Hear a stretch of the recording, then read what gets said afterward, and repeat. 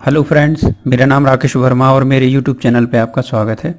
दोस्तों, आज के वीडियो में सीखेंगे प्रतिशत वृद्धि और प्रतिशत कमी पर आधारित सवालों को, जो हमारे एसएससी रेलवे और अन्य एग्ज़ामों में पूछे जाते हैं।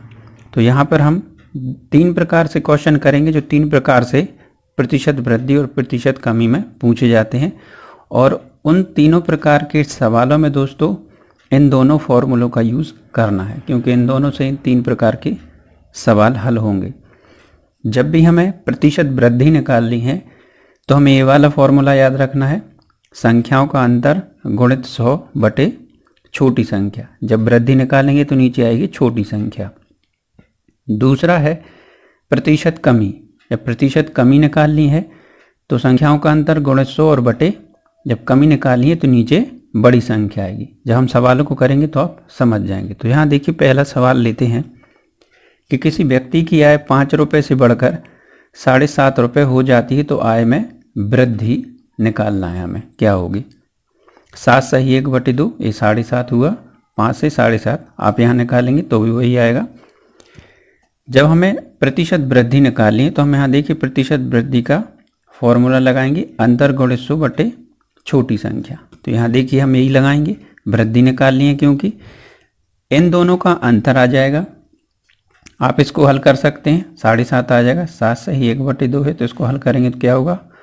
2 7 14 और 1 15/2, ये हो जाएगा 15/2। 2 से भाग देंगे 15 में तो 2 7 14, फिर दशमलव और 2 पंचे 10, 7.5। तो ये हो जाएगा अंतर। इन दोनों का अंतर क्या होगा? 7.5, 7.5 बड़ी संख्या में से छोटी घटाएंगे, -5 गुणित 100 और बटे में आ जाएगा छोटी संख्या। तो छोटी संख्या इन दोनों में क्या है? 5। जब भी हमें वृद्धि निकालनी है तो नीचे छोटी संख्या और कमी निकालनी है तो नीचे बड़ी संख्या, जैसे उसका उल्टा। अब आप इसको हल करेंगे, 7.5 में से 5 घटेगा, 2.5 बचेगा, गुणित 100 और बटे 5।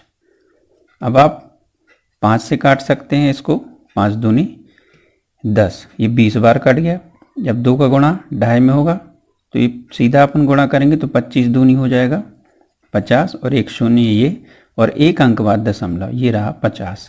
तो आपका आंसर आ जाएगा 50% की वृद्धि। तो देखा दोस्तों, आप कितने जल्द से इनका आंसर निकाल सकते हैं। ये दोस्तों टाइप फर्स्ट के 2 क्वेश्चन लिए हैं, इसी प्रकार टाइप 2 के 2 क्वेश्चन, फिर टाइप 3 का 1 क्वेश्चन। अब टाइप फर्स्ट में ही 1 क्वेश्चन और करते हैं जिसमें हम प्रतिशत कमी निकालेंगे। किसी व्यक्ति की आय 12,000 से घटकर 10,000 हो जाती है तो प्रतिशत कमी हमें बताना है। प्रतिशत कमी बताना है तो इसका फॉर्मूला अंतर संख्याओं का और बड़ी गुणित 100 और सबसे नीचे बड़ी संख्या। ये हमारी संख्याएं हैं, इनका अंतर लेना है। तो आप यहाँ देख रहे हैं, जब 12,000 में से 10,000 घटेंगे तो 2,000 बचेंगे, तो अंतर आ गया 2,000 गुणित 100 और बटे बड़ी संख्या। तो बड़ी संख्या क्या है? 12,000। यहाँ पर हमने निकाली थी प्रतिशत वृद्धि और यहाँ निकालना है प्रतिशत कमी।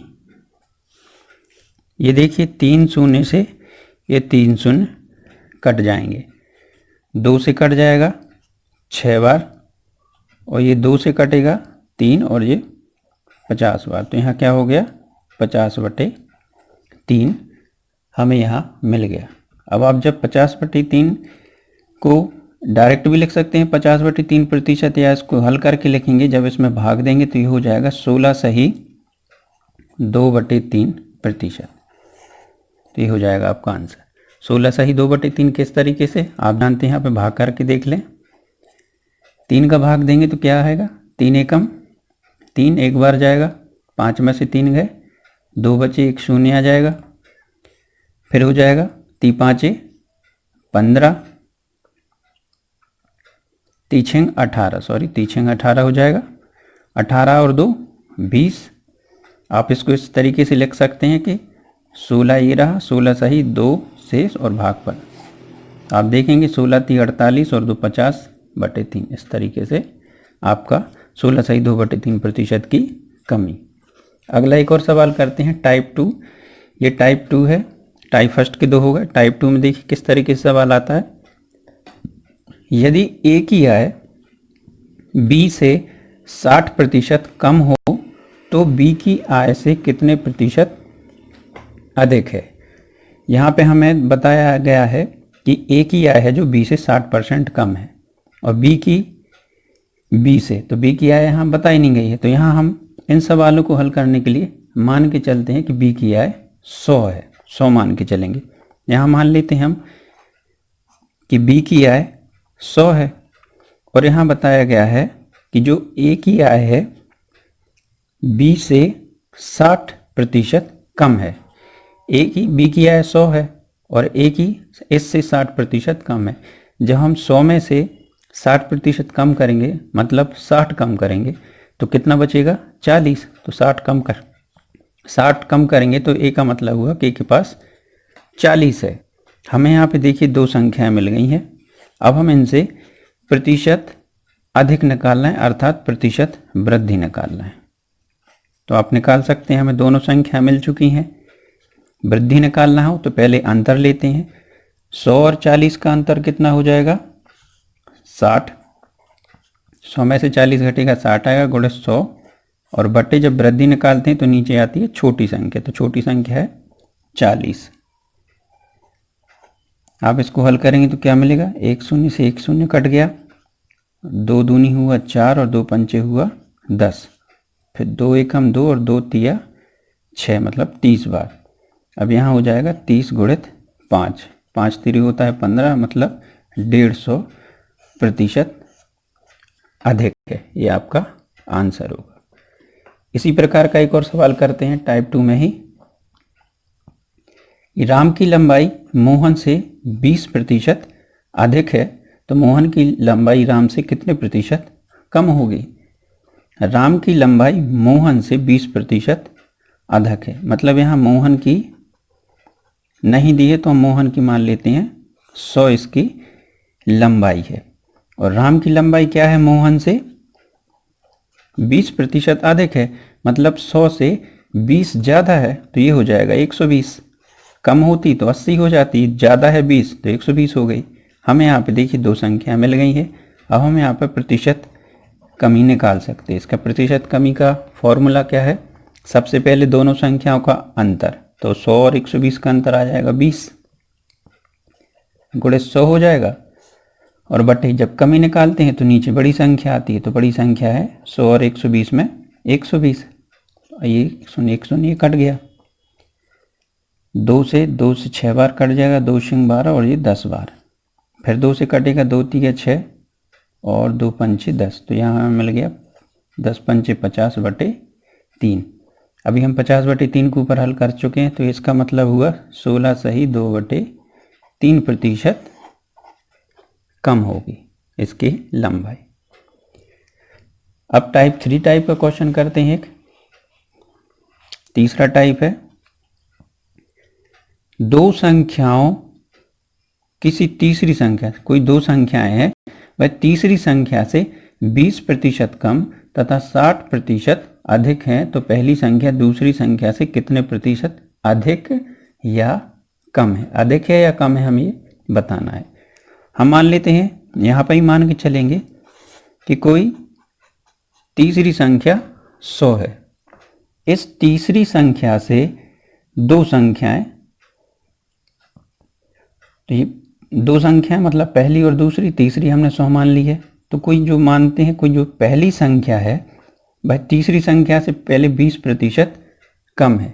100 से 20% कम है, अर्थात 100 में से 20 कम है, तो पहली संख्या जब 20 कम होंगी तो क्या होगा 80 है। इसी प्रकार दूसरी संख्या क्या है 60 अधिक है। 100 से तीसरी मतलब 100 से 60 अधिक है, तो 100 में 60 जुड़ जाएंगे तो क्या हो जाएगा 160। तो दूसरी संख्या और पहली संख्या हमें मिल गई है। अब इसने बताया कि पहली संख्या दूसरी संख्या से कितने प्रतिशत अधिक या कम है, मतलब यह पहली संख्या 80 दूसरी संख्या मतलब 160 से कितने प्रतिशत अधिक या कम है। तो पहली संख्या 80 है और दूसरी संख्या 160 है, तो यह पहली संख्या दूसरी से तो कम ही है, क्योंकि दूसरी संख्या 160 है और पहली संख्या 80। तो ये हमें यहाँ पे पहली संख्या कम है, इसलिए हम यहाँ निकालेंगे प्रतिशत कमी, क्योंकि यही बताना था प्रतिशत अधिक है या कम है। तो भैया ए कम है दूसरी संख्या से, तो प्रतिशत कमी निकालेंगे। तो इसका फॉर्मूला क्या है, संख्याओं का अंतर 160 और 80 का अंतर 80 ही आएगा, गुणित 100 बटे, जब हम कमी निकालेंगे तो नीचे बड़ी संख्या मतलब 160। अब आप इसको हल कर दें, एक शून्य से एक कट जाएगा, ये कट जाएगा 8 से, 8 से 10 बार और ये 2 बार, 8 दूनी 16, फिर ये 2 से कट जाएगा 5 बार, 10 का गुणा 5 में होगा तो हो जाएगा 50%। और यह होगा आपका आंसर कि 50% कम है, पहली संख्या दूसरी संख्या से 50% कम है। ये दिख ही रहा है, 80 और 160 दोनों का अंतर आधा है, 50%। तो इस तरीके से दोस्तों आपको प्रतिशत वृद्धि और कमी पे आधारित सवाल आते हैं। तो आपको इन दोनों फॉर्मूलों को याद रखना है और समझ के इसी तरीके से करना है। तो ऐसे क्वेश्चन पूछे जाते हैं दोस्तों, इनको याद रखें, आसान सा फॉर्मूला है और इस तरीके से आप इनको हल कर सकते हैं। तो दोस्तों आज की वीडियो में बस इतना ही। आशा करता हूँ आपको मेरा वीडियो अच्छा लगा होगा। वीडियो अच्छा लगा हो तो लाइक करें, अपने दोस्तों के साथ शेयर भी करें और चैनल को सब्सक्राइब करना ना भूलें। Thank you.